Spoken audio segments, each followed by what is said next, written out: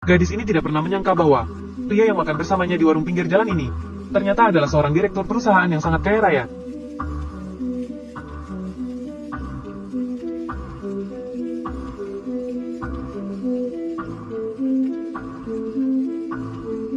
Dia memulai usahanya dari nol, mengandalkan kecantikan luar biasa untuk menjadikan perusahaan sebagai pemimpin di industri tersebut. Dikagumi secara diam-diam oleh banyak putri orang kaya yang tak terhitung jumlahnya, tapi sangat sedikit orang yang pernah melihat wajah aslinya. Tapi dia tidak pernah menyangka bahwa kisah seorang direktur yang mendominasi jatuh cinta pada seorang gadis biasa akan terjadi pada dirinya.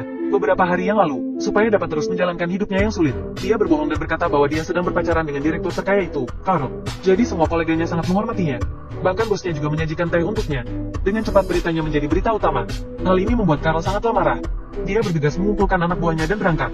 Hari ini dia pasti akan bertemu dengan gadis tak tahu malu itu. Di tengah perjalanan, dia menyadari bahwa ada sekelompok gadis cacat yang menghalangi jalannya karena selokan. Pada saat ini, seorang gadis berpenampilan manis lewat. Menemukan cara dengan cepat, Carl menurunkan kaca jendela secara perlahan. Diam-diam mengagumi tindakan gadis tersebut. Di wajah yang biasanya sedingin es, terukir sebuah senyuman yang manis. Mobil mewah para pegawainya berhenti satu persatu. Anak buahnya ingin pergi bersamanya.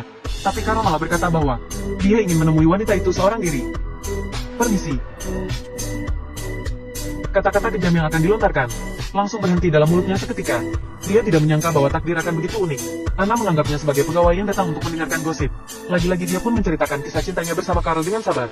Kisah cintanya dengan Carl. Dia bilang sebenarnya Carl yang jatuh cinta padanya pada pandangan pertama, dan menguntitnya setiap hari.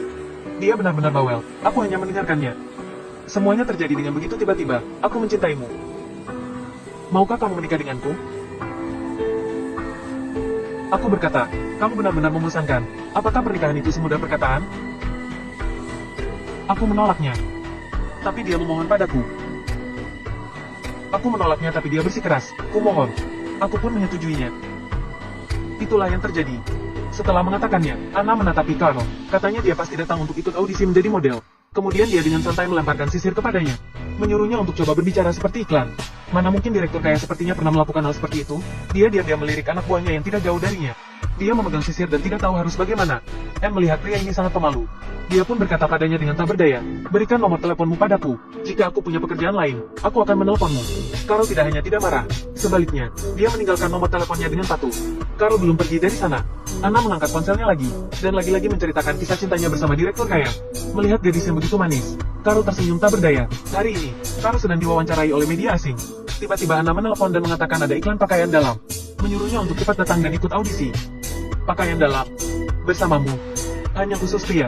Dia yang merupakan seorang direktur triliuner. Bagaimana mungkin dia akan syuting iklan pakaian dalam? Untuk menjaga kerendahan hatinya, dia menduduki kendaraan roda 3 untuk pertama kalinya. Wow. Kau terlihat bodoh saat sedang bengong. Dia memperkenalkan inti pekerjaannya kepada Carl dengan fasih. Tapi ketika dia masih sedang berbicara, Anna tiba-tiba kabur. Dia melihat seorang kakek buta yang membutuhkan bantuan. Di jalan, ia dengan sabar menjelaskan berbagai anekdot di pinggir jalan kepadanya. Semua ini membuat Carl merasa seperti angin musim semi. Ketika dia berjalan datang sambil senyum, itu benar-benar membuat Carl terpesona. Untuk sisa waktu berikutnya, keduanya makan bersama di warung pinggir jalan.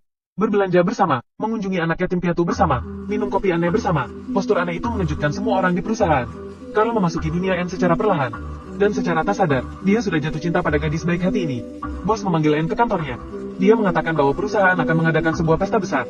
Telah diumumkan keluar bahwa direktur triliuner itu, Carl, akan datang seperti yang dijanjikan. Meminta Anna untuk harus mengundangnya datang. Anne tercengang. Dia tidak mengenal direktur kaya itu. Habislah dia kali ini.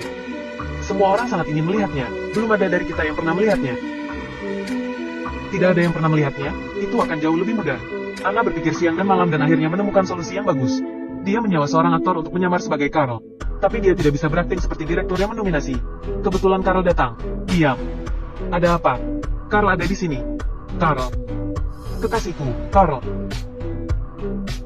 Carl memandangi kiri kanan dan mencari sosok Carl tersebut. Dan sengaja menanyakan keberadaan Carl. Di sini. Ini Carl. Dia. Anna menghajar aktor tersebut, dan mengeluh bahwa dia tidak bisa berakting dengan baik. Kemudian dia pun mengakui segalanya kepada Carl. Mengatakan bahwa itu semua karena kesombongan dalam hatinya. Berharap malam ini Carl dapat membantunya lolos dari kesulitan ini. Dan tiba-tiba menyadari bahwa setelah memakai kacamata hitam, dia menjadi lebih dingin dan menarik. Dia adalah orang yang sempurna untuk berpura-pura menjadi Carl. Di bawah permohonannya yang susah payah, Carl pun menyetujuinya. Ketika Carl mengenakan setelan yang dibuat secara khusus, dan tiba dengan mobil seharga miliaran itu, hati Anna hancur. Berapa biaya sewa sejumlah alat tambahan ini?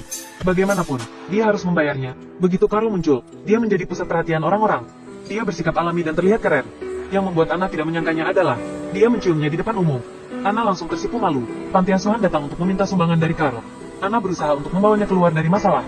Tapi siapa sangka, Carl mengeluarkan cek uang dengan santai, dan menulis uang sebesar 5 miliar dengan asal. Dalam perjalanan pulang, Anne terus tertawa. Sejumlah bos besar di masyarakat itu berhasil ditipu olehnya dan Carl dengan begitu saja. Tapi tiba-tiba, Carl berkata dengan tulus, "Aku mencintaimu." "Apa?" "Aku mencintaimu. Aku ingin menikah denganmu." Anna mengatakan bahwa dia belum ada persiapan. Dia akan membalasnya besok. Carl memutuskan bahwa jika dia menjawab ya, maka dia akan mengakui semuanya. Dan jika ditolak, dia akan menghilang dari dunianya dengan identitasnya sebagai seorang pria miskin. Keesokan paginya, keduanya bertemu di pantai. Anna berkata dengan malu-malu, "Aku bersedia. Aku mencintaimu." Carl baru saja akan mengungkapkan identitasnya. Anna malah tiba-tiba berkata, jika Carl ingin menikah dengannya, maka harus tunggu sampai dirinya memiliki 3 mobil. Carl tahu bahwa rasa kebanggaan Anna sangatlah kuat. Jika dia mengaku sekarang, Anna pasti akan menemukan cara untuk menjadi lebih kaya nantinya. Baru akan setuju untuk menikah. Carl melemparkan sebuah kunci apartemen kepada anak buahnya, dan menyuruhnya untuk memberikan apartemen tersebut pada Anna dengan alasan menang undian. Di lain sisi, Anna menjual semua perhiasannya, dan membeli mobil pertamanya. Dia bekerja keras untuk merencanakan masa depan yang cerah bagi mereka berdua. Setelah mengetahui bahwa dirinya memenangkan sebuah apartemen besar, Anna sangat senang. Dia bergegas mengundang Carl untuk berkunjung. Keduanya membuat jejak kaki bersama di pintu, berharap ke depannya mereka dapat bekerja bahu-membahu. Carl akan melakukan perjalanan bisnis ke luar negeri selama 10 hari. Dia berbohong pada Anna dan berkata bahwa ibunya yang berada di desa sedang sakit. Dia harus kembali merawatnya, bahkan untuk mengumpulkan biaya pengobatan. Dia harus menjual tanah. Begitu mendengarnya, Anna sangat khawatir. Minta dia untuk datang besok pada pukul 10 malam. Carl tiba seperti yang dijanjikan. "Apa ini?" "Uang 135 juta. Untuk biaya pengobatan ibumu." "Dari mana kamu mendapatkan begitu banyak uang?" "Aku menjual mobilku." "Apa? Mengapa?" "Mobil, aku bisa membelinya lagi." Sejumlah uang ini merupakan sebuah digit kecil bagi Carl. Tapi ada banyak cinta di dalamnya. Tapi dia tidak tahu bahwa sebuah bencana yang tiba-tiba tengah mendekati Anna secara perlahan.